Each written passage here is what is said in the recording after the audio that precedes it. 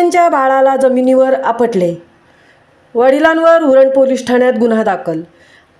आपल्या आईच्या कुशीत वसलेल्या 5 महिन्याच्या बाळाला जन्मदात्या बापाने हिसकावून घेऊन जमिनीवर आपटल्याची दुर्दैवी घटना बोकडविडा ग्रामपंचायत हद्दीत रविवार दिनांक 9 रोजी घडली. या घटनेसंदर्भात सर्वत्र हळहळ व्यक्त केली जात असून राक्षसी वृत्तीच्या नराधम बापाला उरण पोलिसांनी ताब्यात घेऊन गुन्हा दाखल केला आहे. सूत्रांकडून मिळालेल्या माहितीनुसार अमुता खुशीराम ठाकूर ही विवाहित महिला आपले पती खुशीराम गजानन ठाकूर यांच्यासोबत बोकडविडा ग्रामपंचायत हद्दीत भाड्याच्या खोलीत काही दिवसापासून राहत आहे. त्यांच्या कुटुंबात रुही नावाची कन्या जन्माला आली होती.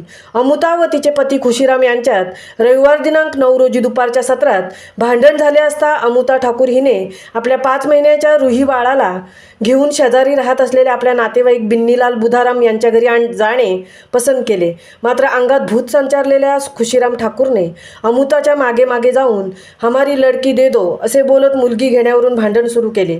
यावेळी आपल्या कुशीत वसलेल्या आपल्या 5 महिन्याच्या बाळाला देण्यास आई अमुताने विरोध केला असता खुशीरामनेही रुही या तान्या बाळाला आईच्या ताब्यातून हिसकावून घेऊन जमिनीवर आपटले. या घटनेत रुही या 5 महिन्याच्या बाळाला डोक्याला गंभीर दुखापत झाल्याने ती मरण पावली आहे.